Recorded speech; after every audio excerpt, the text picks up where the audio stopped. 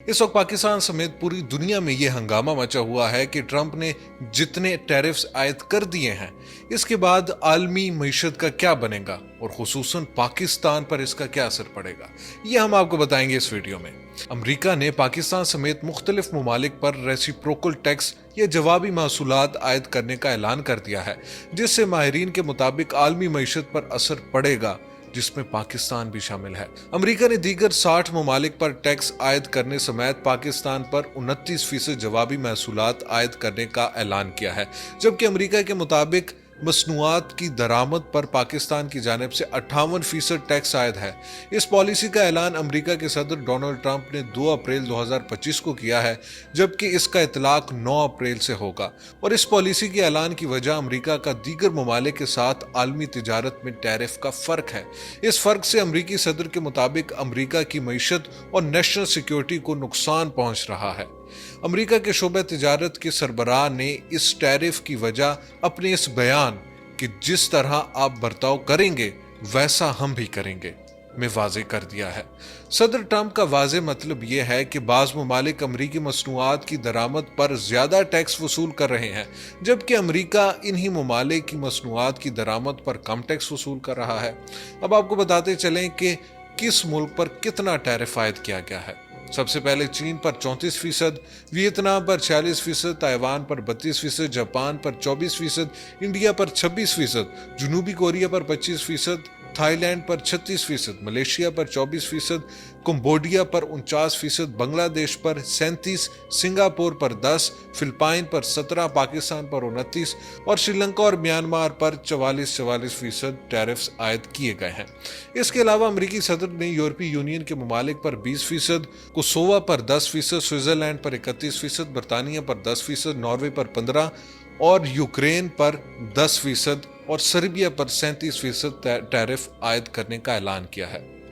तो अब आपको बताते चलें कि ये जवाबी महसूलात या रेसिप्रोकल टैरिफ होता क्या है। रेसिप्रोकल टैरिफ एक मुल्क का दूसरे मुल्क के अशिया की इंपोर्ट्स पर एक मखसूस टैक्स को कहा जाता है, जो उस मुतलका मुल्क में कंपनियों को अदा करना पड़ता है।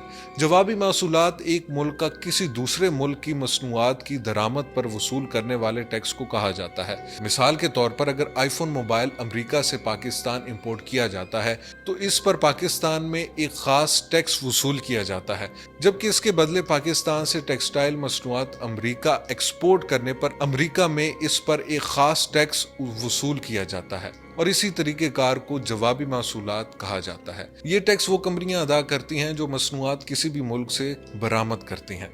अमेरिका के व्हाइट हाउस की जानिब से जारी एक तफसीली बयान के मुताबिक अमेरिका की बैनुल अक़वामी बाहमी तिजारत में रेसिप्रोकल टैक्स 1934 से शुरू हुआ था और 1945 तक 32 मुख्तलिफ रेसिप्रोकल टैक्स के मुआहदे तय पा गए थे। इसी तरह 1947 से 1994 तक अमेरिका के तिजारती पार्टनर्स ममालिक से 8 राउंड टेबल नशिस्तें हुई हैं, जिसके बाद general agreement in tariff and trade का मुआहदा तय पाया था।